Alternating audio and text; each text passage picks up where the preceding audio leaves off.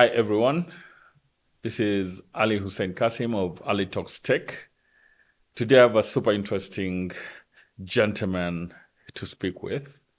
I always say that if I wasn't doing what I was doing today, I'll be a cook or a chef because I love to cook. And I always take time whenever I have the time to cook for my family. So, Asif, karibu sana. Assalamualaikum Ali. Alaikum salam. Asif is the founder and CEO of ANDO Foods. To me, one of the super interesting startups in this part of the world. Asif, it's been a minute that I wanted us, to have this conversation, but it's opportune because ANDO Foods is at an interesting intersection. Or stage. You and I have been talking about this over the last couple of weeks. So, who's Asif? And how did you get to ANDO Foods? How did you get to here? Guys, my favorite first is Kenyan-Pakistani biryani. It's to die for. I do not think I go a month without taking one of my business partners or friends to your outlet in Village Market. Over to you, Asif. Yeah, so I'm Kenyan. Yes. I'm born and raised here. Mm-hmm.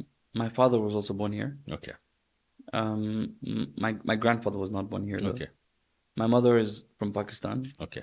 So we have roots in Pakistan. So you're third generation. Is that third or second? Second generation. Second generation. Yes. Yeah, so second generation. My father was in the jewelry business, gold and diamond jewelry. Mm-hmm. My brother still runs that business. Interesting. Yeah, that's still our family business. In fact, my uncles also still do that business. I was the only black sheep who wanted to work for other people. Uh-huh. But I wanted to learn, actually. Okay. I think that was my bigger one. Okay. So, I went to Japan. I studied there. You went to Japan too? So, it's also interesting because studying abroad is expensive. Yes, correct. And I got scholarship opportunities to 2 places. Mm-hmm. 3, actually. One was Japan. Mm-hmm. The other one was New York, sunny, Mm-hmm. and other one was Sweden. Okay. I wanted to go to a place where I didn't know anyone. So I didn't know anyone. Adventurous? Huh? That's adventurous. Yeah, so I've always been I've always loved traveling. My father had traveled to a lot more countries as well. Okay. So maybe it comes from him. Okay. He's also climbed Mount Kilimanjaro, Mount Kenya. My father. My father was Mr. Nairobi. He was a weightlifter as well. He was a weightlifter? Yeah. Oh, wow. In a phase of his career, he was like 20 years old or something. Wow. So he's very adventurous, and artistic and creative. So for me, I think maybe comes from that. So Japan, I was like, I don't know anyone. It's a very fascinating culture. You read about the design, the aesthetic, and you think, what is this world? And when you actually go there, which I did, I took that opportunity. How long did you spend? How many years? Japan was after my university, so it was postgraduate. Okay. It was a year and a half. Okay. But fully paid scholarship, by the Japanese government. In fact, if you get a chance to apply for it when you're in your 20s, it's called the JASO scholarship, JASSO. Okay. They give about 2 people from Africa that scholarship. Every year? Yeah, every year. I think now they may have increased it. I'm not so sure. But it's fully paid. So literally you go there and they even pay you a monthly stipend. Wow. So I was earning a salary to be a student. What more better, right? And what were you doing? So for me, it was international business. But then the reason I chose this particular postgraduate diploma was, as long as I did my requisites, like these are the required courses. Correct. I could take any other courses. And I think that's what really shaped me. Because I remember taking black and white photography. Interesting. I remember you telling manga me design. You're a photographer. I am a photographer as well, yeah. So I didn't have a camera though then. So actually I bought my first camera in Japan. In Japan. Yeah. Because remember, I was also making money. Yeah, Yes. I was getting a Yes. stipend, so Yes. I bought my first camera there. But then I was learning so much more. Design. There was one course where we were doing calligraphy. Wow. But this is all like after the international business ones, right? So for me, it was very fascinating. This time in Japan. So I spent a lot of good time there. Learned a lot. I also learned how people in Japan think, Yes. build stuff. You look at their plates, the way they lay the food, Yes. and it's art on its own. The roads, the equality. That's another interesting thing, for me. Equality. Yeah. Expound on that. So it's the country where the economic structure, socio-economic structure, is a diamond. So there's very few people who are rich, very rich, a huge middle class, and then very few people who are very poor. Okay. Which is Yeah, what you want every it's society like, to be, right? yeah. But you don't. Yeah? So for me, it was amazing to see that. So equality is Yeah, super it was really amazing to see that. Of course, they're also still struggling with their own issues, right? Yeah, of course. Like any country. Like any country, population and all that. But listen, for me, it was a great time. What shaped my career. Like if I hadn't gone to Japan, I believe I wouldn't be where I am right now. It's interesting you say that. I mean, I've never been to Japan, but what shaped my career and my ethics in business and I'm glad you mentioned ethics. Yeah. yes, Yeah. and there are certain things that I just it's either you're doing them or you're not doing them, and it's okay if it's just a few people. Then I'm gonna be doing business with. True. Because I worked for 4 years with Toyota. No way. Yes. Interesting. As a market analyst, and in here though. In Kenya. But still, they have the Japanese. Yes. So I used to work very closely with a gentleman called Kondo-san. Yeah. He was the head of international business, and I tell you, what that gentleman taught me was something else. So interesting parallel. Yeah. So actually, Toyota was one of the companies we studied as in one of our courses for the just-in-time, which JT. Now I'm jumping forward a little bit. Yes. We use now at ANDO, JT. like GT. Yeah. That's why we don't have a lot of wastage and things like that. But interesting. So Japan was the name ANDO comes from Japan. Oh, I never connected that. Yes, the name ANDO is Japanese. Yes. What does that mean? It's the name of a person. So it's the name of my favorite architect, Tadao Ando. So I really like that name. Yes. And I was looking for a 4-letter name. Yes. I was like, here we go. So from Japan, once I completed it, I really wanted to stay there. But then I realized the language barrier would be there for at least 3-4 years. And I'd have to really spend time doing almost nothing, but just learning the language. Yes. And then to be able to get a job or, work. So I didn't want to waste 3-4 years more of my life. That's that I've taken my learnings from this country. So you came back?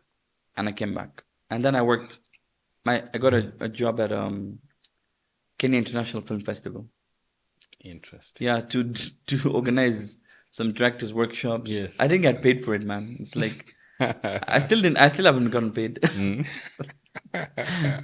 But it was also such an amazing experience, Ali, because I think you might have seen recently, I put up a tweet with the guy from Breaking Bad, Giancarlo Esposito. Yes. I met him over there. Oh, wow. I organized his workshop here. Wow. Gustavo Fring. That's interesting. Yeah, and that time he wasn't very famous. Yes. In fact... And those landings are... In fact, you know what he said when he introduced himself? He said, "I'm working on a small show called Breaking Bad." Wow. And I knew it because in Japan, I remember, yes, there was an American guy who had told me, because I'm also very interested in films, that there's a show Breaking Bad, you should see it. And I'd actually seen the first season. So I knew Breaking Bad, but he's calling it a small show because it was a small show. Yes. Then. Then, before it, I think after season 2, it was slow burn. Yes. And then And then it just suddenly blew up. everybody, it just blew up. And this guy became like so big now, right? But anyways, yeah. So, Yes. you can't connect the dots like what Steve Yes. Jobs said, right? You can't Until connect the dots. later. Yeah. Until later. You can look back Yes. and connect. But you can't say, I'll do this, this, No, and no, this. And then you'll end up with this. So I just kept on, doing what I'm interested in.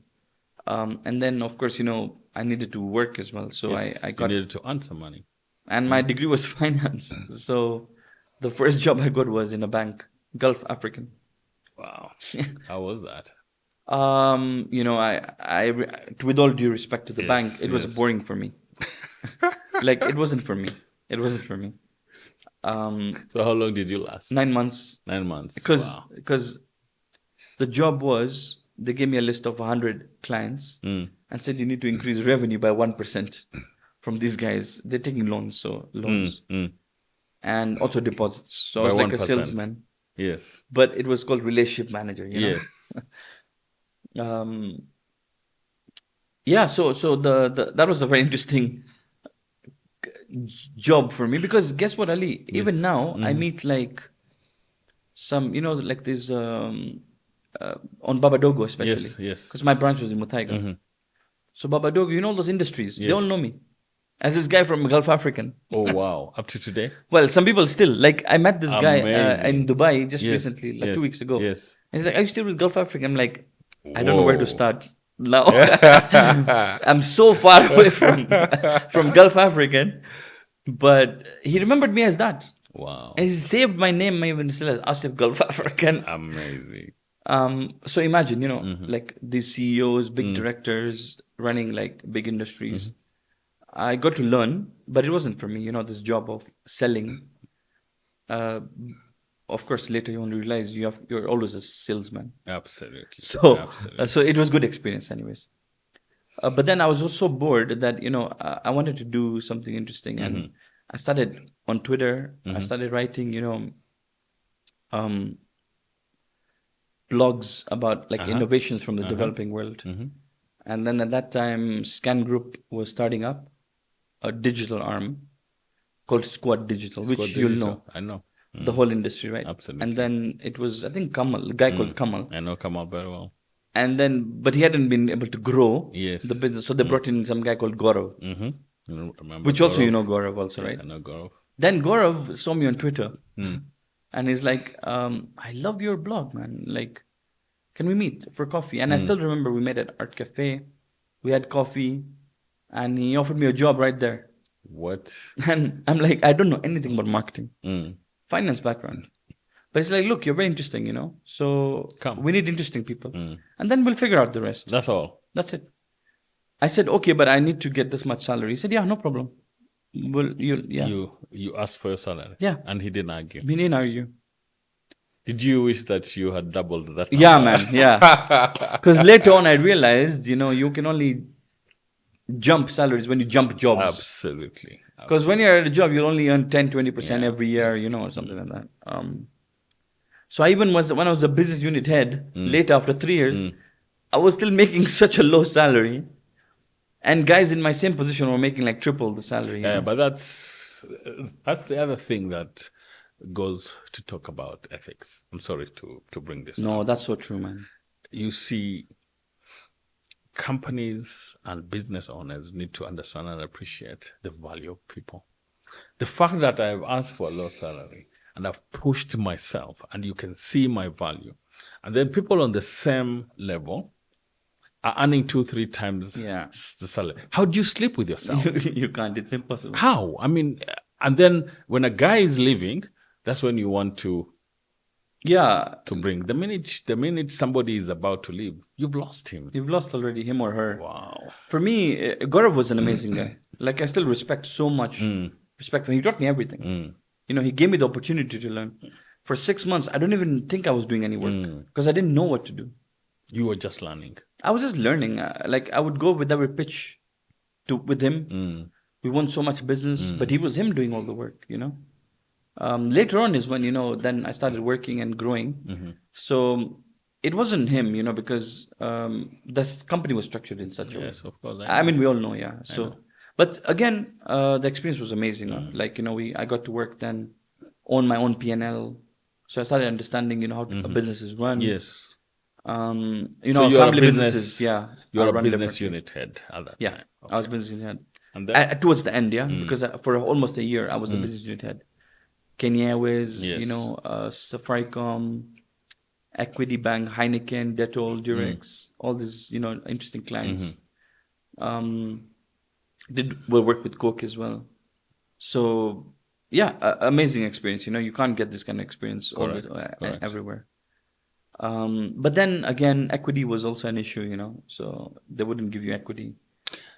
And by then, I had started learning the value of equity. Of course. So I was like, I need equity. So I quit, and I moved to New York. You just quit. Yeah, I said, man, I can't do this.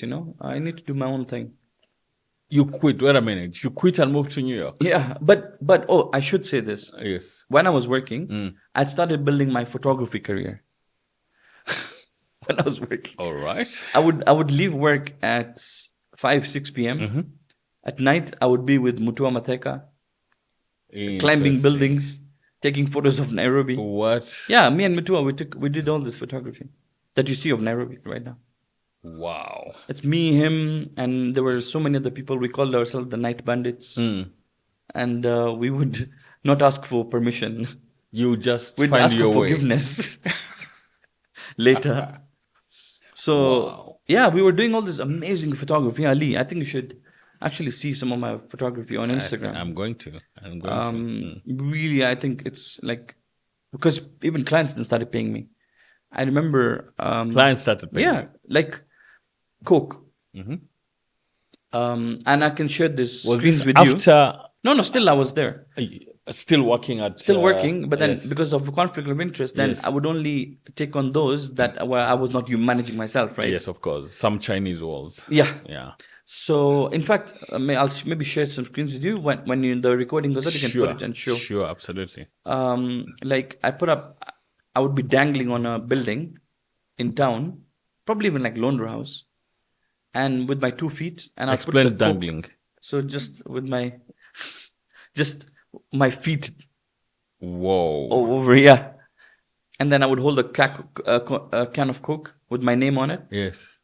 And I would get paid like 400K by Coke. No way. Yeah.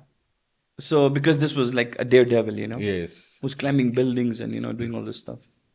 I've been arrested in Dubai for this, for going on top of buildings. Tell me about that one. So I had to go through a women's gym, man, to go to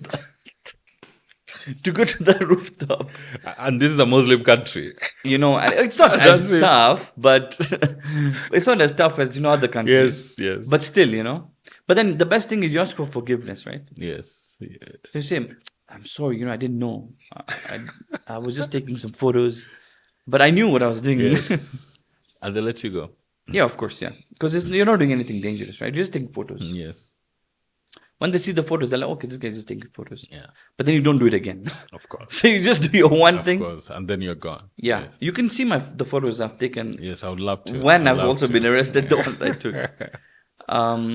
In New York, I've been arrested so many times. I've been on top of Brooklyn Bridge taking photos. Although I'll say New York is tougher because the laws are once you're caught. So you have to be very careful, the timings and everything. Once I was almost robbed. Wow. But for me, this was what my thing was. Yeah. So you went to New York to do what? Or you were just... Photography. And, I said, I'm going to do urban exploration. Like I'm going to explore these cities. And were you getting... I was getting paid. And of course, I was doing strategy work as well. For the digital strategy for clients. I see. So there was some agencies I was working with. I see. So you were freelancing. Yeah. But photography was what I was interested in. Because I wanted to build a career. How long was that? How many years were you in New York? No. It's only 6 months before Javas came. Before Javas then came and said, we want to hire you as the head of marketing. So 6 months in New York. Yeah. Taking photography, taking photographs, getting arrested in between, Yeah. doing strategy work, freelancing like a stringer. And then when did Java call in? When you were back or when you No. were still in Oh yeah, Europe? sorry, yeah, you're right. Yeah. So I was actually in Kenya then. Okay, And so you then came back. I had come back. I used to come and go What year is that? because remember I was on a tourist visa. Yes, of course. So Yes. you have to come and go. Yeah. Yes. So I was back, and then some of my network, I think, they said the Java CEO is looking for head of marketing, and I think you'd be a great fit. I said, listen. Someone in your network. And I said, listen, I think Java is a small, that time there were 12 branches. I was like, I just know it as a coffee shop. But it's interesting because my grandfather used to run restaurants in Kenya in the 80s. Interesting. And then he quit. He retired in 2000, I think, around 2000. But I was like, man, this is interesting because it's food. I love food. Yes. Food is like I travel for food as well. That's Yes. why I said urban exploration. Because I was also exploring food. Yes. And recording all this stuff. Like whenever I'm having food, I'm also recording it. I have a whole journal. Every restaurant I've been to, Yes. I've recorded. I've been to that restaurant. No way. Yeah, I've been. I've taken photos of everything I've eaten in life. Whoa. So anything I put in my mouth, I take a photo of it. So Java calls. Java calls me and they're like, we've just raised $30 million private equity, and we want to grow the business. Yes, and we're looking. But the CEO is very in the business. I see. So he was upfront to me and said, "Listen." So basically, you're coming in to fatten the cow. That no better way to put it. No better way to put it. And he was very clear. He's only good. I like that. Yeah, I like that. It's clear, right? How many years was that? Yeah, but you see, I'll tell you. So in the interview, I also asked him about equity because I needed that, or else there was no point. Yeah. And he said, yes, actually, they have a plan for that as well. An ESOP plan. Yeah. Again, it wasn't later on a story. It wasn't. I also learned what not to do to employees. Yes. From there. Because what I've done now. Don't promise and then don't. No, they did it. Yes. But I learned that what the difference between ESOP and RSUs are, and why RSUs is better for the employee. Expound for my. Yeah, I will later. I'll whole link thing, and I really want to discuss that because I feel like more companies should do that. I agree. So he said, yeah, there is this thing, and I said, perfect. This is the salary I'm expecting. Now, at the business unit. I remember I was making, so I asked for 3 times or I think 2 times more. Yes. He said, he had actually given me more than I'd asked for. Whoa. So I even realized that I even undersold myself there again. Even there again. You undersold yourself. But it's okay. Because lessons? It's okay. I learned that one thing I learned from Kevin Ashley, amazing person, is... That's a CEO. And founder. If somebody asks you for a particular amount, usually that's what they're worth. Yes. Because that's what they'll be happy with. Yes. And then you can give them a little bit more and they'll never leave you. They'll never leave you. But never underprice someone? No, never penny pinch people for like 10, 20,000 bob here and there. And you're arguing with the senior person and saying, okay, your salary is 600,000 or 700, but we'll give you 550. I think the English have a good word for that. A good saying. What's the thing?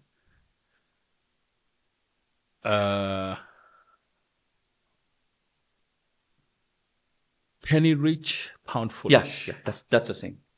That's the saying, Yes. So you don't do that with your key people, yeah? No. Penny wise, pound foolish. Penny wise, pound foolish. Yes. Penny wise, pound foolish. That's the saying. So I learned that from him, a great guy, very fair guy. And so he gave you above. Yeah, he gave me above what I asked for actually. And equity as well, he'd given me that. So I was like, this is the place I want to be in. But he was very clear also. He's only going to be there for 1 year. And he kept his word. Yeah, because he had to leave. Because he was not a professional CEO. Okay. He was the founder. He was founder. But we had to get a professional CEO. Somebody who knows how to professionalize documentation, But that's the other thing, Asif, P&L, you know? that entrepreneurs need to appreciate. At some point, and that's not to say that you push out entrepreneurs like what I've seen in other companies, and then you find yourself with a company that has no vision. Because if the founder has left and you've not left any Oh, yeah, yeah, legacy, yeah. that professional Yeah. who comes in Yeah. is there to, if they don't share the vision and leave it. I mean, look at what happened to I Procure. Oh, you know, I mean, that's another big story, yeah. I mean, the founder has told his story. Okay. He's told his story. In fact, I posted about it Okay. a few I weeks need ago. to read it. Because Stefano, some of my investors actually invested in that company. Stefano was very clear about the mistakes him and and his co-founders did.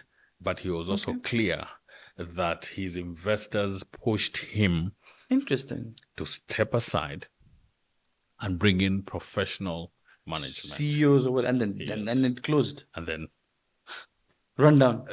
Completely closed, you know. Interesting. So there has to be a balance. Yeah. That's so interesting, huh? You know, it took us a whole 2 years to hire a CEO for Javas. Wow. It was crazy. You can't. Like, you're right. That's the thing you're saying, right? It ended up being a guy called Ken Kuguru. Yes. From the software, you know, the Kugurus. Yes. And he was running a business unit in Asia. Yes. 10 times bigger than Java's. Wow. But he wanted to come home or what? No, it was just a great opportunity for him, right? Okay. As a CEO of Java's. And of course, you cannot get a better professional CEO than him, man. His culture matched with us. Because of him, I was able to do even more stuff now. Amazing. You see, because Kevin was, we didn't even know the P&L when Kevin was there. What? Yeah, we didn't know. It was only between him and CFO. And I'm not saying it's a bad thing. You see, that was the way he wanted to run it. What Ken, and I learned from Ken, was you give accountability to your people even down to the level. 100%. And guess what? Yes. It's better for the whole company. Yeah, because everybody knows where the money is coming in, where the money is and going. whether you're making money or not. Yes. I remember. So now we do that at ANDO. I remember running a digital agency in my younger days. And You're still young, Ali. with some gray hairs, I would. So these guys, we had so much business. But every month, salaries were late. Every month. And those days, we were not raising money. Yeah, it was the best funding was a paying customer. Still is true today. It's still true. To a large extent. So one day I'm like, wait a minute, what's going on here? So I was a head of strategy. The CEO had left. And to join, the founder CEO left to join the government. And I was basically left as de facto CEO. So we had this meeting. I said, guys, everyone is complaining about salary delays. But the money is here in the business. It is stuck in between projects. See what happens with some tech projects, digital projects, and any other project. You are paid as you deliver. Okay. So at some point, something is stuck, either on our side or on the client side. On the client side, yeah. So or it's delaying the there's money. really there is a breakdown of communication. So you look at it and you have a pipeline worth millions of shillings, and guys are complaining about salaries. So we just said, 3 months, guys, we clear these projects. Wow. No more salary delays within 3 months. We Amazing. didn't have to ask the founder to bring in money. We didn't have to. So sharing of information in companies. People understanding their role in top-line revenue. People understanding their role in profitability. Bottom line, The bottom line. Yeah. Let me tell you, it's a behavioral change. It's a mindset change. Completely. Because a lot of people will not do that. Yeah. In fact, even till now, A lot of big industries, from especially like, okay, the Asian community, I would say, they don't share any numbers. They wouldn't.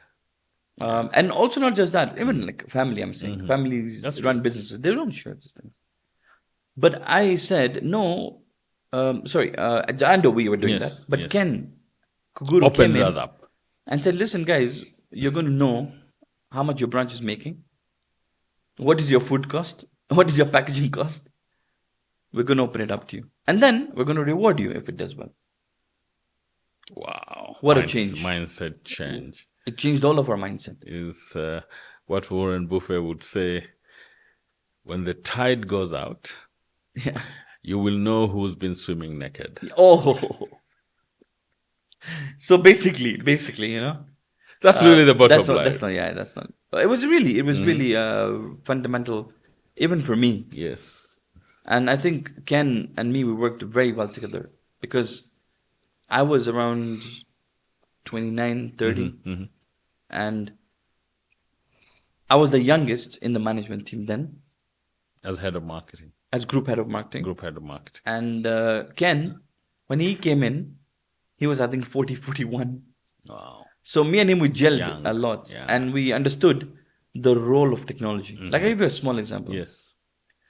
When I came into the company, our email system, when I read an email on my phone, it would still be unread on my computer. What do you So mean? we're reading Pop, or I think Pop. What do you mean? Yeah. Wow. And I wanted to move to Google. Yes. But Kevin was like, dude, let Ken make that decision when he's coming in.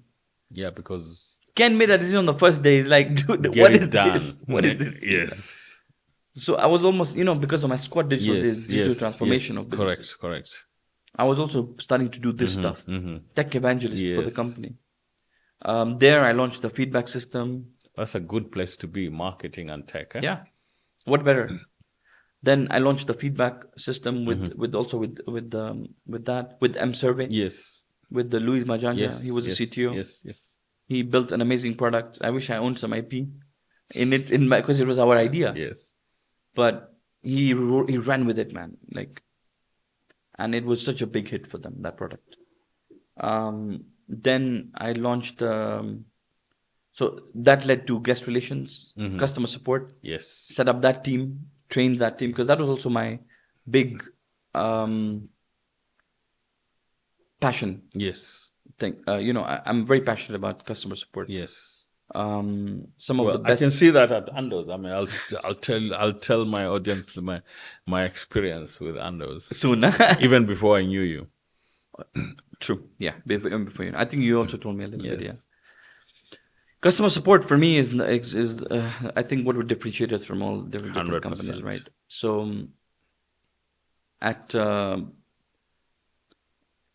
Java House then, another opportunity came where I was looking at research, and it said a single person household was growing at double the rate of family households. Now this is the importance of data. Yeah. And when houses get smaller, what also gets smaller? The kitchens. Correct. Right? Correct. And when kitchens get smaller, then you're no longer cooking. Yeah. And you see a big surge of demand checkouts. on demand food and grocery.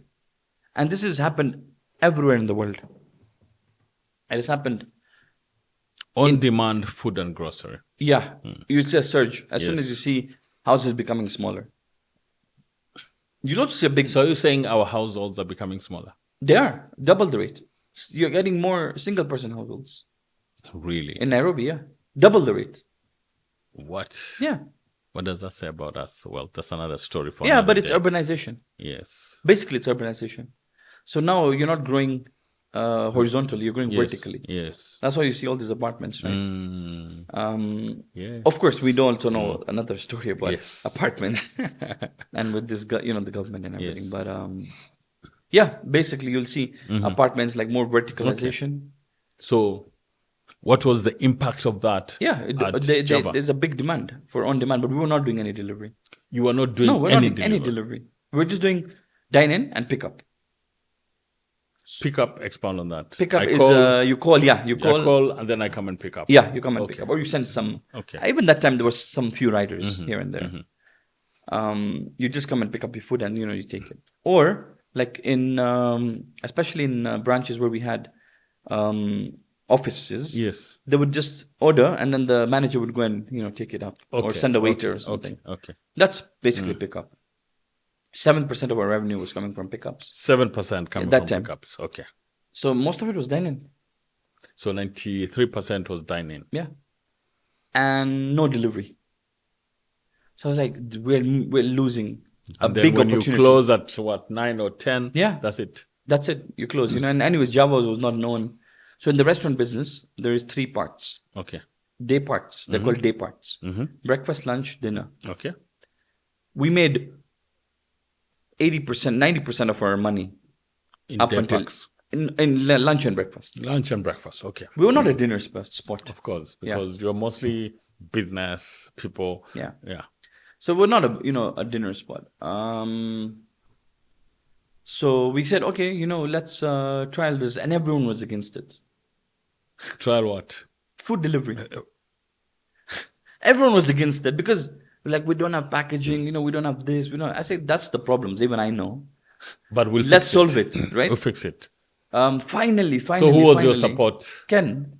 Ken just said, we are going to do it. Ken said, listen, man, you do what you want, man. Operations will have its own, issues, but we got fix to it do. eventually. We got to do what we got to do.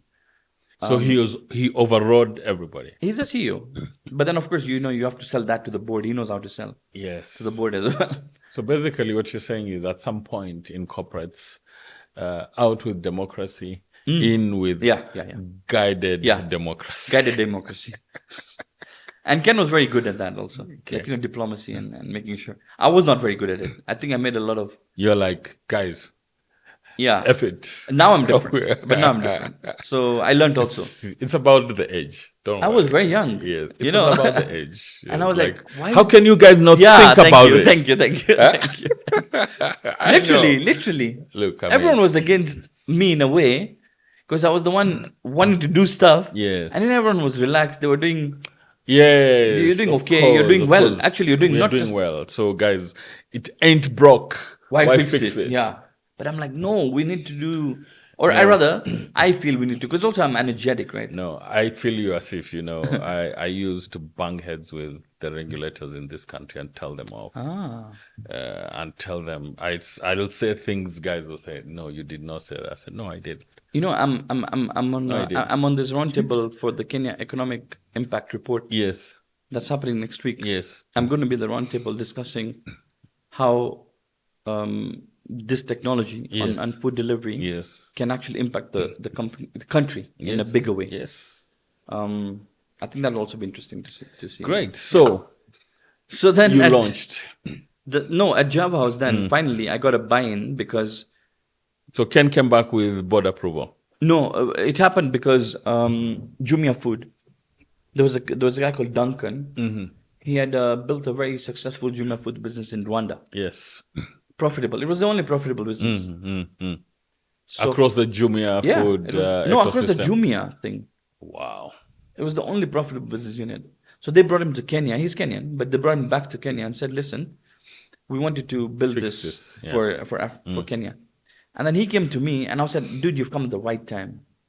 I'm looking for food delivery. Yes. But my board, even my CEO will not agree. Yes. If you tell me 20% commission." Yeah. And they're saying 30. I'm saying that's a roadblock already right there. I'm saying even if you say 15, they won't agree. Yes. You need to give me something like 6 to 8%. And then he's like, okay, how are we going to sell this? I said, to your guys, sell it as a customer acquisition play. Yeah. Because you're getting the biggest network with Java, and you're going to get customers in droves. Completely. Then you make money off them. You build in more restaurants. He's like, genius. Let's do it. So then we got 6%. I think it was commission then. Financially makes sense. How did you handle the packaging? Yeah, that was really tough. Really tough. Because again, there's no packaging here. There were no manufacturers then. What do you mean? There were no manufacturers. We had to import everything. What? Yeah. At that point, when I was there, even our coffee cups were being imported from a company in America. Whoa. So imagine the cost, yeah? But now, there's manufacturers. They caught up, of course. They had to. Yeah. The demand is there. Yes. We're growing, like, so big.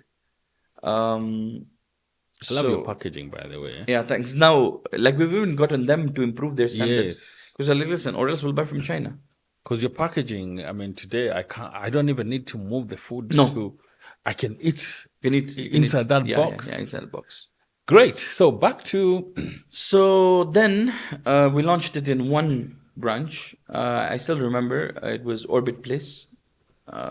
Yes. GTC? In Westland.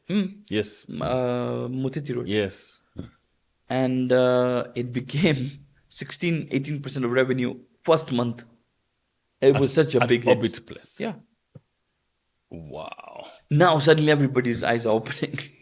Because I'm the one owning that delivery, right? Yes, of course. And I'm like, I'm doing this, and everybody's like, okay. Now it makes sense. Now we see what you're talking about. Ali, you wouldn't believe this. 2017, when we had started selling the business now, and we knew who we were selling to, it was a branch, company called a branch. I had presented, and I'll show you that deck with you one day, Artificial AI 2017. No way. And I had said, this is the next thing we need to think about. Because we have all this data. That's 2017, you're talking about AI. Yeah. And I was saying, we need to be able to predict these are the orders that are going to come in. Tell our operations team, this is what's going to happen. And better our operations, do just in time. We don't need to hold so much stock. Just in time. Just in time. We do that now at ANDO. We use all the things that I wanted to do now, we do here. But yeah, so then, we sold the company and, I left to do my own thing. Ken left. All of us, we wanted to do our own things. Do you cash in? Yeah, all of us. Ken. That was nice. Yeah, it was. I mean, it wasn't. That was a nice exit. It was, but you see, that's where I learned the difference between now I can talk about ESOPs and RSUs. Tell me about that. Now, they call it an ESOP plan, which is employee share option. Ownership. Share option Yes. plan. Now, an RSU is restricted stock units. An ESOP is a general term that people now use as you've stuck some equity aside for employees. Correct. And usually but it's not 10%. Equity. Yeah, usually it's 10%. And everybody's dumped in there. Everybody's dumped in there. But it's not shares. It's an option to buy shares. Yeah. At a later stage. Yeah. RSUs are actually shares. But they're restricted. You don't have voting rights. You don't have all this stuff. Yes, but they're shares. We didn't have RSUs at Java House. We had ESOP. And again, it wasn't clear. Like, I remember this was my biggest question that I asked one time when this sale was happening. And I'd asked the CEO then, and I'd said, what is the price we're selling at? What is the price that we're expected to sell at? Yes. What is going to be the price of my option? Yes. No answers. So you see, you can't really you're just giving a number. Yes. But I didn't want to do that now. And I did when I was setting up ANDO. You said you're not going to do that. So the investors, they say you need to have ESOPs. I said, I'll have 10% aside, but we're going to do RSUs. Uber has done RSUs globally. And it's literally shares. So you own shares. And it's a vesting period, 4 years. Yes. 1 year cliff, which means after 1 year. Correct. Before 1 year, you don't get anything. 1 year, then you get appropriately as you move along. As you move along. After 1 year, you get 25% of your allocated. And then every month now you get, Yeah. But then these are shares. So you own a part of the company. And right now at ANDO, we have 57 people who have RSUs. That is fantastic. That is so forward thinking, Asif. And now, like this new round that we did, some employees are actually cashing out. You've closed a round? Yeah.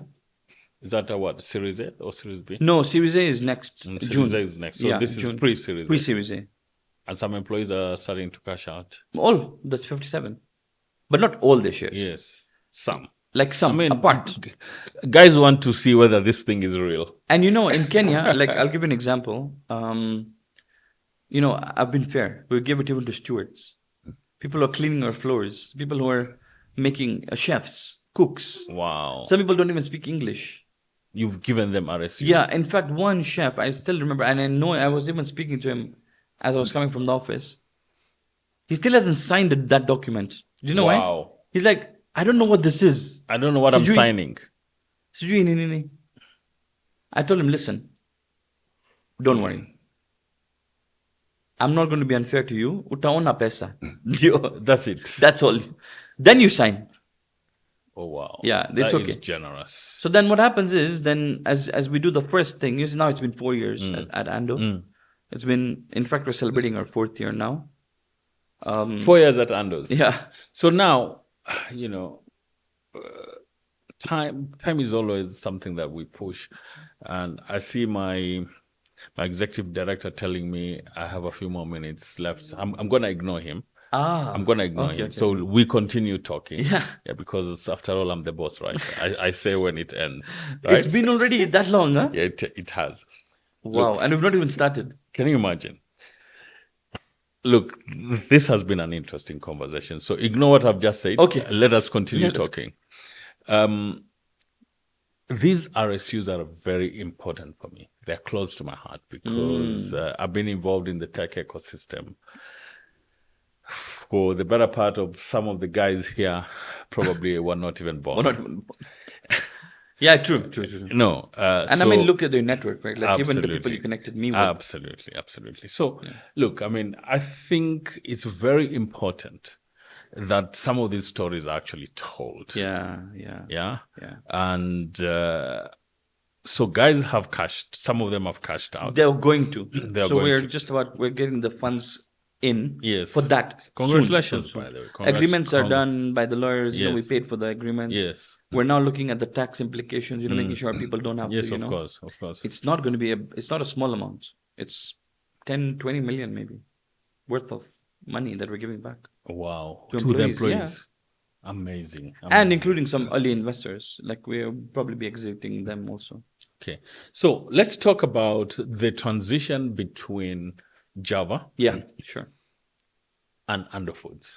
Yeah. What happened in between? You cashed out a Java was sold. In between I couldn't work in the food between industry. You couldn't work for some time. For 2 years. For 2 years. Yeah. So what were you doing in those 2 years? And what was the aha moment that I'm gonna do this ANDO's thing? No, so actually I wanted to start my own immediately. Food delivery, because I was like, this is the way to go. Yes, but you couldn't do it. And by then, Ali, I'd already started hearing murmurs of this thing called a cloud kitchen. Yeah, cloud kitchen, dark kitchen. Yes. Ghost kitchen. So I was like, I want to do this. So just spend a minute or two. Yeah. Just expounding to my audience what a cloud kitchen is or a dark kitchen is. Yeah, a dark kitchen is basically a commercial kitchen. Yes. Commercial grade kitchen. Which a commercial grade restaurant, which doesn't have seating space. Yes. So you can't sit and eat. Correct. You can take away. Yes. You can pick up, or you get it delivered. Okay. The beauty about this is the rents. You can look for the cheapest place. Correct. You don't need people to come and eat, right? Look, I saw your first dark kitchen. Yeah. In Westlands, I'm like, what? What is that building was like. But then when I got to the place where I was picking my food. Yes. And I looked in, I'm That's like, now whoa. Professional, yeah. I have not seen a kitchen like this. Because we spent the money on building these kitchens. Correct. The best equipment, the best manufacturers here locally and abroad. We use the best equipment. Like we don't cut corners on that.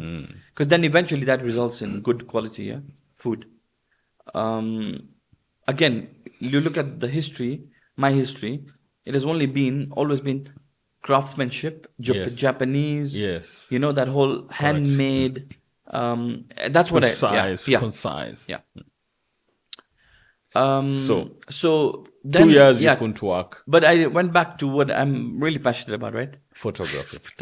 Right. And filmmaking. So I've even shot a pilot for Netflix, which I'm editing now, yeah. So I know that my son, Imran, who is also my executive producer, is probably all ears right now. Yeah. So I actually know everything about the cameras you're using and what cameras to use. I've directed a film.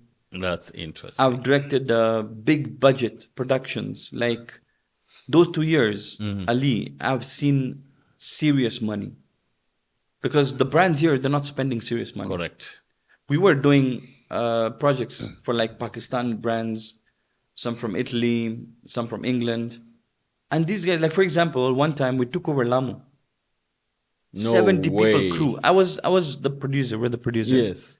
And you took over Lamu. Yeah, we spent almost Stone Town. Well, no, Shella. Yeah. So Shella, and also, I mean, we were all staying in Shella. Yes. But we were shooting in Lamu. We were shooting in Manda. Yes. That project alone was $150,000-$200,000 a project going into the economy of Lamu. All the hotels are needed, food is needed. A very big budget project, and it was a Pakistani brand. Interesting. Pakistan's top fashion brand. Wow. Was doing a video and a photography campaign in Lamu. For summer. Yeah. So it was my company doing that. And the company still exists, we're still doing projects, but very few key projects. I've also invested in other businesses, We need to talk about that company. Yeah. I've invested in other, businesses, coffee. I've invested with my brother in his business. Okay. I've invested in real estate. So I'm looking for great ideas even now to invest in. Interesting. Because what I've realized is also here, not just the young, but also professionals working in good jobs. A few and far between. Yeah, but they can also start companies. That's correct. But they need a start. They need that push. $10,000-$20,000 to start and pay themselves for a few months while they figure out. That's correct. Because you can't expect somebody to not earn a salary. Somebody needs to eat. Yeah, somebody needs to eat. Whether it's a small one, then up to now, I still don't take the salary that I was making in Java, but that's a different thing. I mean, you have capital gains, man. So chill out. Yeah, exactly. I own like 40-50% of the company. Fantastic. Yeah. I mean, yeah. And also, I'm cashing out a little bit now, so it's fine. So, well, I mean, 2 years you couldn't work in the industry, but you are doing your passion. Film, photography, right? And then animation. My partner at that time is one of the best animators in Kenya. His name is Jay Patel. Now he's doing a lot of work with Lotus Cars. Whoa! You look at all the film. I think it's him. I mean, he's one of the guys now. Is he based here? He's based here. So he's doing remote work. Remote, yeah.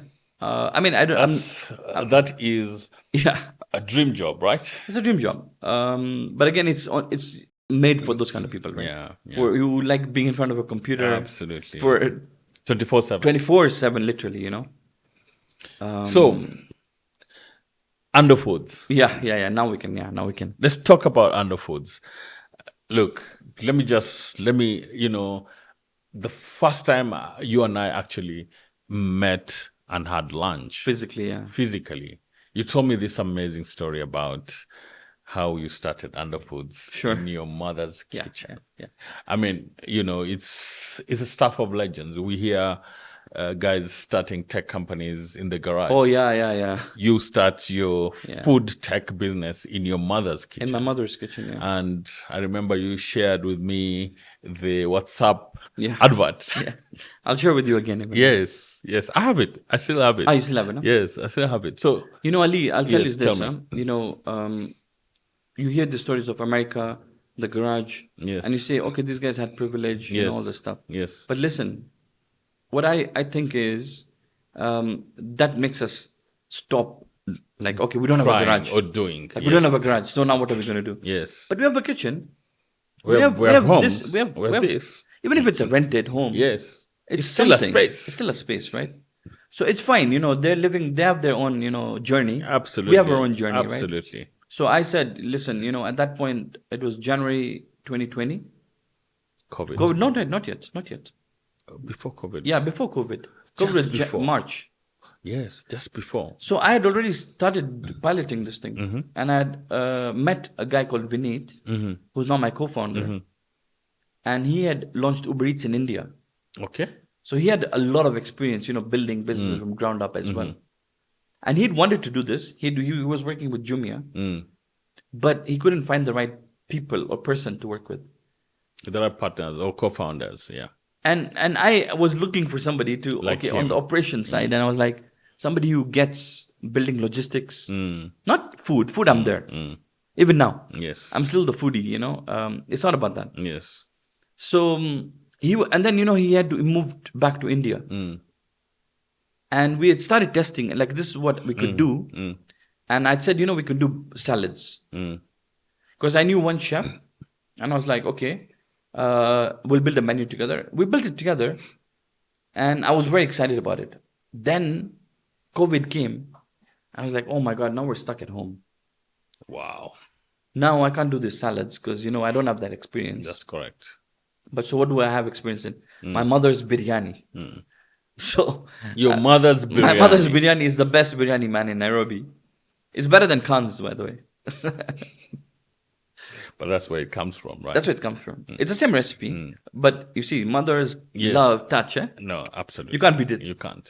Even now, she makes food for us and this is the original. You guys are not making the original. And I say, okay, fine. We're not. So you started in your mother's kitchen. I started in my mother's kitchen. And what we did was Vineet was coordinating from there. But I was on the ground. And we didn't have any capital, to say, okay, we're going to invest in a kitchen and all this stuff. But what I knew was I wanted to do this. Correct. So Yeah. orders, your first orders. My first orders, we, I had that poster I had built. I saw that. So I'm very good at identifying design talent, by the way. Yes. So people who are creative, and filmmakers, and I'm very good at identifying young talent who want to grow. So I identified this girl from Pakistan who I found through Behance, I think Behance. Yes. And she was doing some really, really good work. And I said, I would need you to do the logo. This is my inspiration. I took the photography. We built the poster together. And we just put it in WhatsApp groups. Ali, the first time the first time was before even like official thing, 23, 25 orders. The first. And I was like, what? Now this is how we're going to do this. This is about, like because it was kitchen. single portions. No, it was double portions. So this is about 23 kilos of biryani. Wow. And you're going to make it at home. Whoa. It was very tough, man. Very tough. So how did you circumvent We did that? it. We did it. You did it? Yeah, we did it at home. Do you have to buy bigger soforias or what? No, we had, you see in all Asian homes, we have this big... Of course. How can I forget that? So that was lucky. Yeah. Yes. We didn't... Equipment was not an issue. Yes. The issue was, now, how do we deliver? How do we pack? How do you pack? Man, it was tough. My sister, my mother, my wife... Everybody got involved. My brother is delivering in his car. Like people are seeing a BMW coming to deliver. They're like, what's going on? And then I have one rider who's still with me Yes. now. As he's the chairman of the Radio Association now. We'll talk about that. Yeah, we'll talk about that. Very important. He was taking 20 orders, 15 orders at one go. Some people are getting orders after like an hour, 2 hours. It was crazy. And I knew it's not scalable. But I was happy because you see, we made 30, 40K in one day. In one day. And I was like, this is What was your not margin bad. there? Oh, it was pretty good. 60, 70%, 60% net Profits. margin. Yeah. Wow. Because all the labor is ours. Labor is all free. Yes, of course. Then, second time we said, okay, we'll do it again. Second time it was like 53 orders. So it doubled. It doubled. And we're like, okay, man, this is crazy. So there's something we need to do here now. But then we did it again. We said we did it from home. Third time it was 60 something. And now we're like, okay, we'll try, but now we can't do it. So what? Yeah. Every week? Yeah, every week. Yeah. Like once, every week actually. Every For a month at least we did. weekend, basically. Only Sunday. Only Sundays. Only yeah. Sunday. Because we were busy also busy doing nothing. It was COVID. So, I was just thinking about the business more, Yes. crafting a pitch together, my background in advertising. Yes, of course. I'm very, very good at that also. I saw your pitch, by the yeah. way. It Oh. was fantastic. And again, I'm very humble, but simple, Yeah. yeah. Less is more. Less is more, Yes. the people can also, you have to leave some to the That's imagination. correct. That's correct. So So after the 60, we what couldn't do it next? then. So what did you do? So then we said, okay, let's go look for funding. Let's go look for some money. So this was your MVP. Yeah. SMS marketing WhatsApp and Mama's Kitchen. and Mama's Kitchen. you build your Whoa. first, you build your first, and it's the same thing, I've been telling all my friends Yes. that you don't need a lot of money to start. You don't. And the hardest thing is to start. Yes. Just get started. Because if you don't get started, then nobody will even give you money. Asif, I mean, I've been doing this. You've been doing this for ages. You know the industry as well. Absolutely. So the first investors who we talked to, they gave us money. The first investors. Angel investors. Well, it was Savannah Fund. Okay. They They gave you money. and they said, first How much? $50,000. $50,000. Yeah, And $50,000. what did $50,000 get you? Then? Nothing. What can it get you? It literally gives you like maybe 3-6 months of runway. So what did you do with that? So what I said was, look, we're not going to, obviously, we're not really making a salary. But at that time, I had moved. So we had to set up the company. Yes. That took $2,000 to $5,000 of the money Correct. to set up a company in America, to register. Delaware. Here, it took money, to get your PIN, get all these things going, bank accounts. Then we said, okay, let's look for a kitchen. We realized 50,000, man, you can't He's even not build, going to take you anywhere. anywhere. We had to rent a kitchen space. That luckily, So you rented a kitchen space. in Where was Westlands, this? where we In are, Westlands. where we are now. So you rented a room and then kitted it out? No, or- there was a guy who had been wanting to do this business, and he had bought a business that closed down in COVID that was doing catering from that kitchen.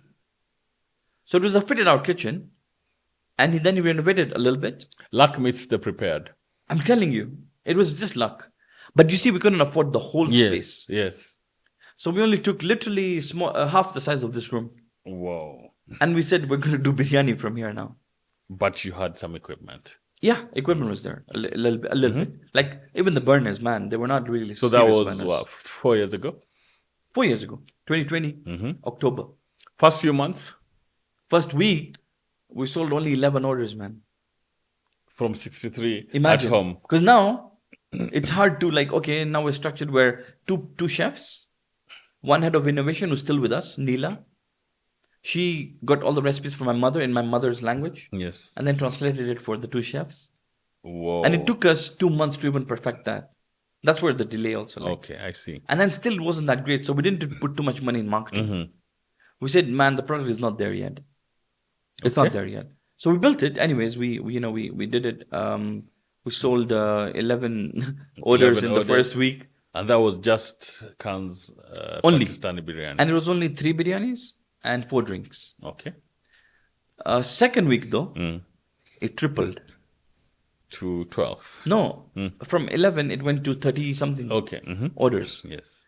The week after that, it tripled again. Because now we were getting serious, yeah. And word of mouth. And word of mouth. And then we realized also the product now is there. It's there. Okay. Packaging is really good. Price Yes. point is really good. You also had sorted out your packaging. Now local So, packaging was we available. fortunately even then the company had started who was importing packaging from China Okay. and was really good packaging. So we could buy even 100 boxes Okay. rather than having to import, a big amount. And branded. Unbranded. Okay. Unbranded. But the bags, I always wanted them to be branded. Because I was like, Yes. if McDonald's can do it, and then Burger we King, can do it.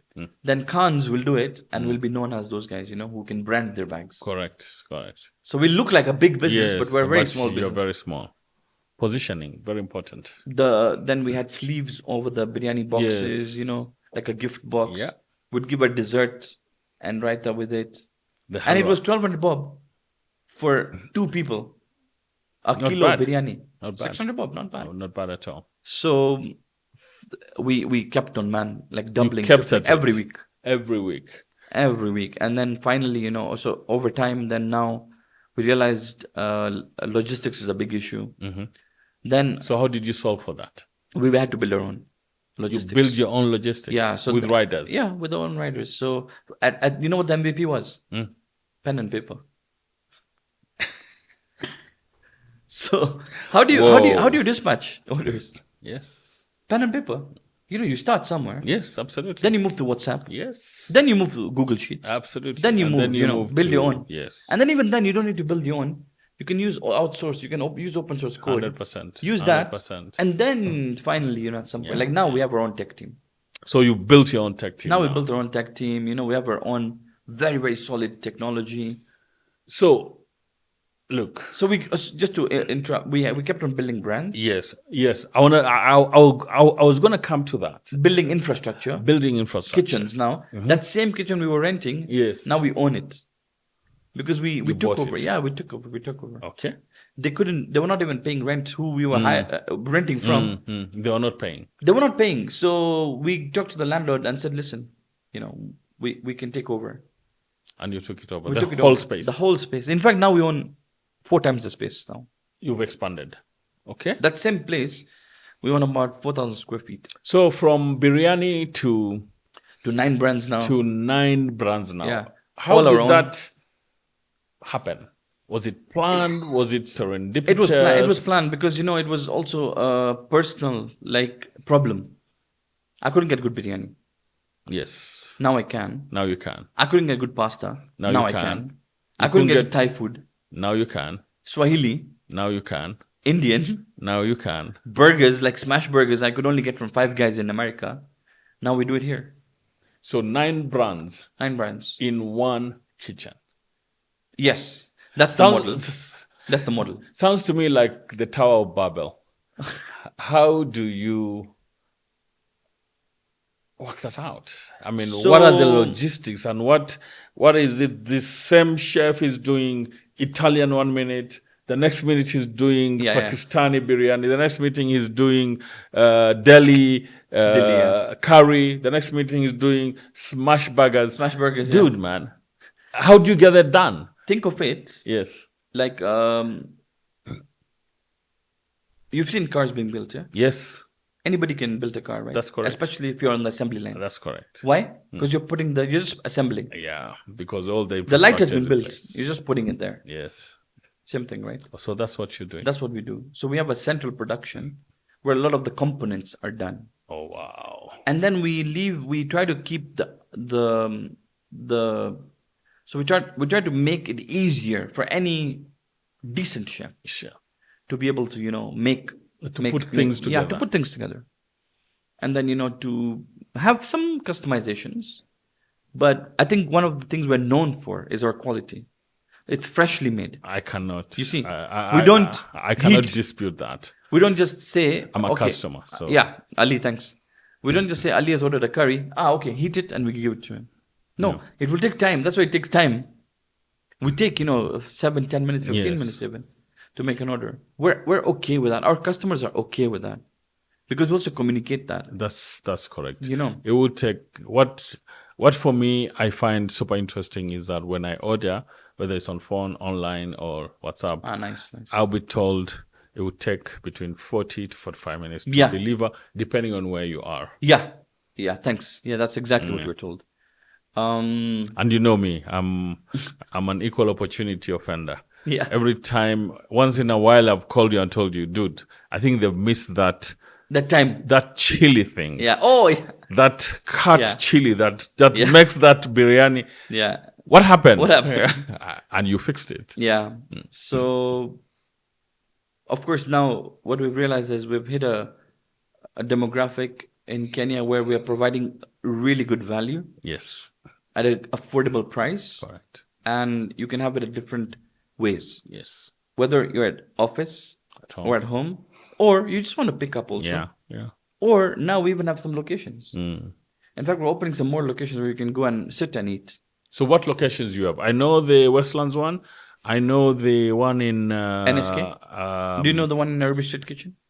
I know the one in Nairobi Street. I know the one in... Kilimani? Kilimani.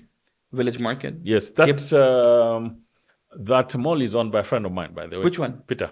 Which mall? Be Arcade. Yeah, that's your friends. Yeah, Peter. He's a great guy. Yes. He's one of the guys who we really worked with well. There was a time we had taken it and then we pulled out. And then we went back and said, no, let's do it. And then he was more than open to it, Yeah. That is one of our really good locations. Interesting. Kilimani is really good because of the density. And it covers quite a big density area. Although we'll build more. We'll build more, in Kilimani area. We'll build more. Gong Road. And a couple of weeks ago, I was in Cape Town. Yes. And you tell me, Ali, try and make sure that you visit. Unfortunately, I couldn't make it. But I didn't realize you were already in Cape Town. Yeah, we're already in Cape Town. What made you decide Cape Town?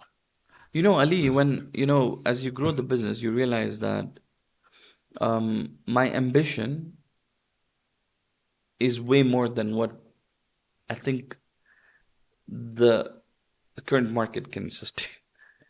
I feel like for me, I'm like, I want this to be the biggest business in the world.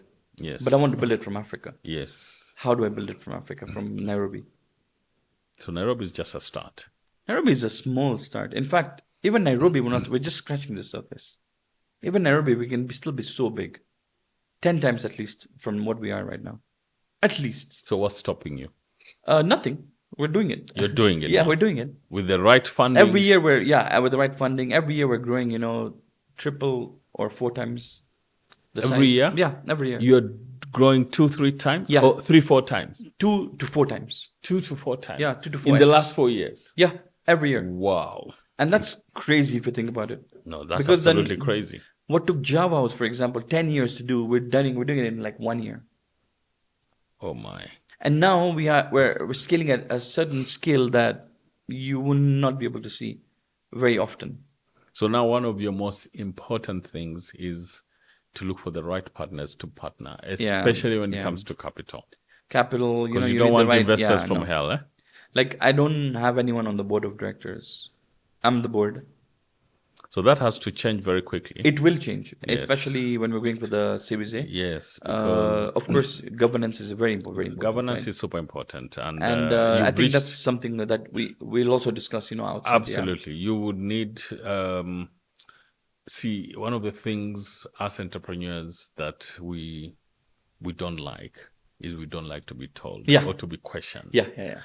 But it is one of the most important things that we must do. We must do, because if you continuously become the smartest guy in the room, then you reach a limit. You reach a limit, and then there's no one questioning. Maybe there's no one questioning. And then you're like, okay, you're drinking your Kool-Aid, completely.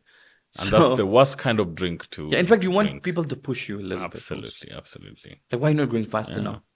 Okay, you're saying 4x. Why can't you do 10x? Exactly. So now, what do you need for 10x? Absolutely. So now you have these 9 brands, food or restaurant brands. Yeah, that are our own. That's your own. What next, Asif? So Ali, we're so young, man. We're so young. Like, this is nothing. I feel like if we were in India, for example, right now we'd be $1 billion company in 4 years. 150%. And there's nothing to stop you. There's nothing to stop us. But we're in Africa. We're limited. There's limited capital. Like you'll see a Zepto who started a year later than us. A year before us. In India. And they're already doing $1 billion, $2 billion in revenue. Whoa. Billion. The only company doing that is Safaricom.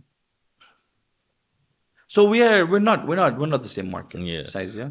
So you have to be cognizant of that, and then say, okay, fine, we recognize that, but what can we do in this space? We know that the markets are still very, very big. We can still build $1 billion business. You but can, no in doubt. Africa. In Africa, not Kenya, not just Kenya. Yeah, 100%. I keep on saying that, us in Kenya and probably a few other countries in Africa, like Nigeria, South Africa, we have the opportunity to use our home markets as a learning platform, Interesting. and then scale. And then scale that. But you focus and own that market. Focus on that market first. And then that's what we're ground doing. advantage. That's what we're doing. So we want to own Nairobi, Kenya and South Africa. Focus. So right now, like I'm looking, as you saw probably. Correct. A country lead for, South Africa. Yes. That will also help me also focus a little bit more. And more strategy. But more importantly, we started monetizing our technology. That is interesting. So what we realized is... So that's the logistic component of not just logistics. That's the beauty of it. I'll tell you more about this. Tell me. We call it Oro. AURO. Oro. Yeah. Basically, it's a mix of... It's a Japanese and also mix of Oro, which is ORO, which is gold. Okay. So the opportunity here is... and we built it for our own brands. Where we said, you're running a small brand maybe. But there's no way you're getting... Like you can grow. Unless you have capital, right? But that's not the case. You can grow with great marketing, top line, and then you start facing another issue, your bottom line. Correct. Because now you can't buy chicken at the same price as KFC. No, you can't. You can't buy packaging the same price we are buying at. Yes. You can't buy tomatoes the same price we are buying at. Completely. Okay. So that's supply chain. The third bit, in food delivery specifically, which has now become 40 to 50% of the F&B industry anyways, no logistics. Unless you partner with like an Uber Eats who will take a lot of money from you. Yes. Right? Yes. Or like a Glovo. Yes. Okay. But then they won't give you any supply chain support. No. They could maybe increase, but then if you're not an enterprise customer there, as they say, they won't even help you market. Yeah. They won't even put money behind your brand. Yep. So what we said is we're going to power the next $1 million brands from Africa. So you have a small brand that we believe in, we love the category. Maybe we don't want to operate it in ourselves. Yes. But we love your product, number one. Then we have about a 27-point checklist. We come and look at it. We look at your menu, your profitability, unit cost, unit economics.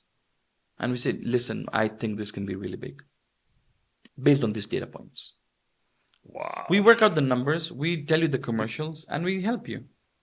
So already we're working with 4 brands now.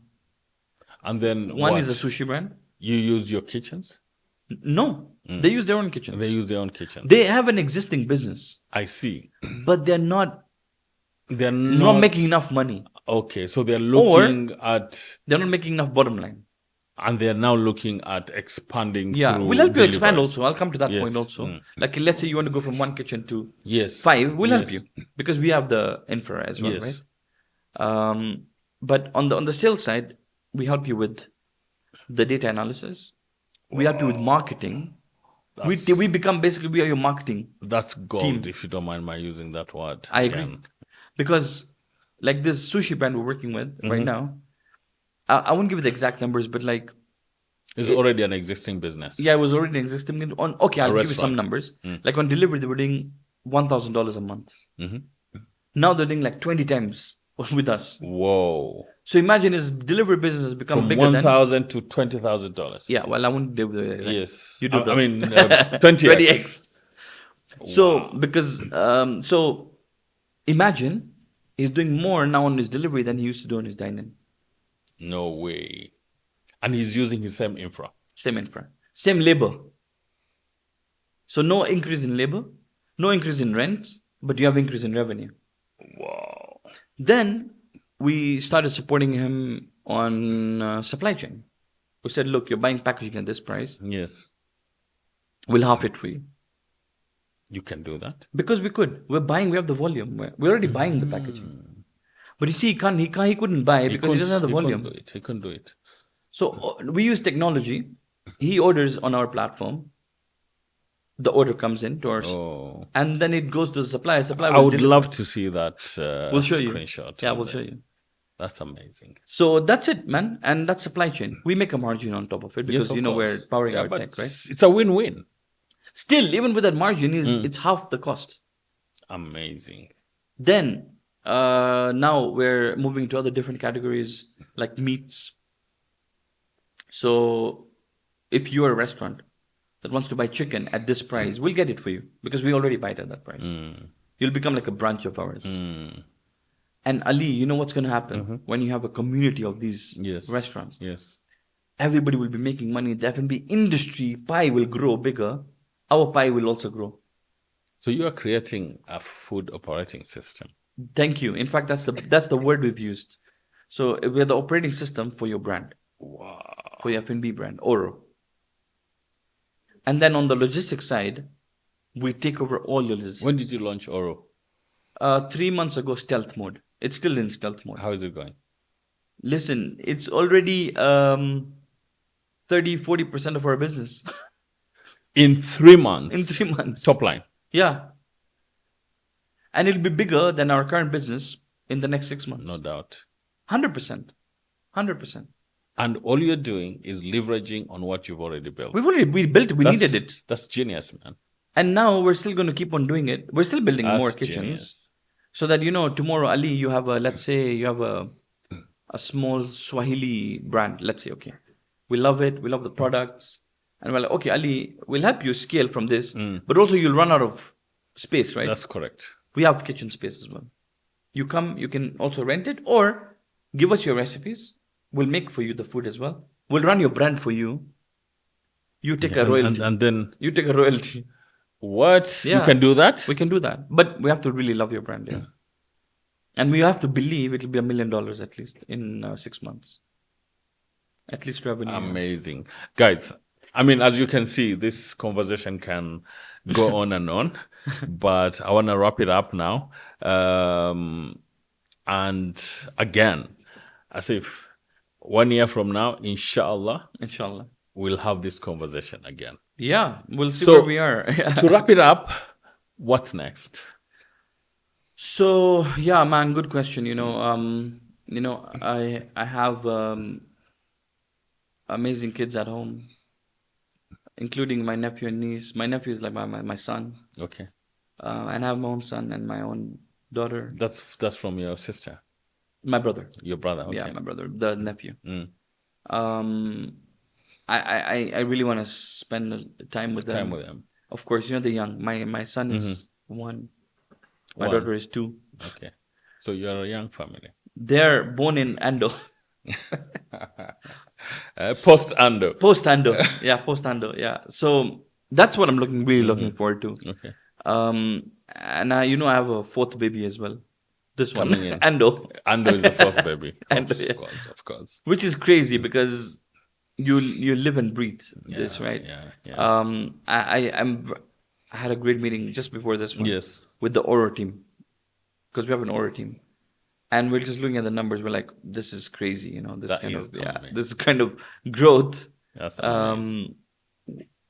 Sometimes, you can't join the dots, like I said, right?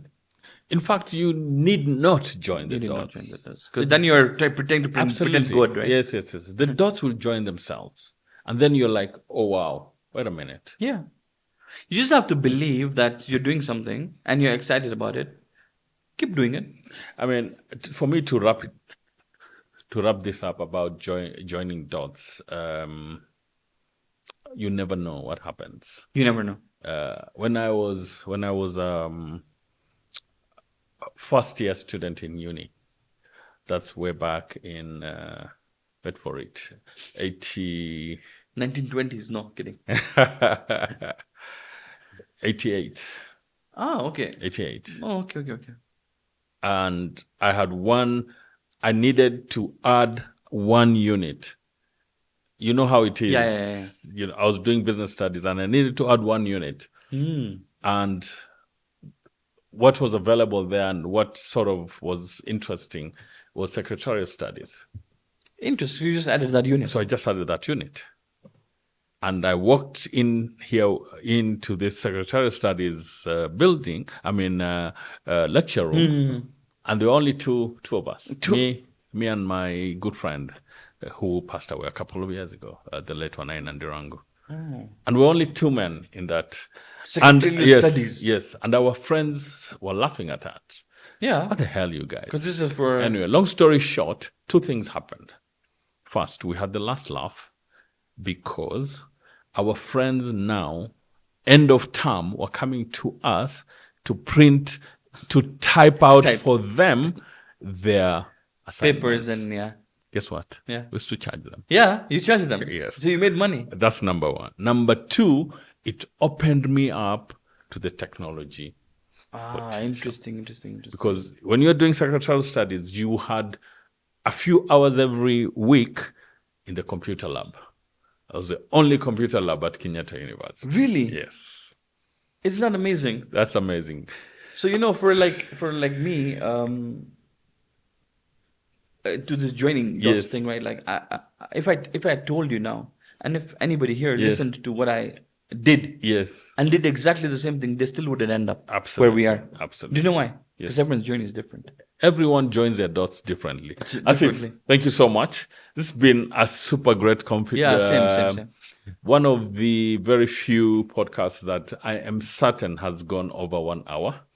100%. I am certain. Guys, thank you so much for listening. I look forward to this conversation with Asif a year from now. Asif, asante sana. Thank you. Thank you. Ali. All Thank right, you. cheers. Thank you.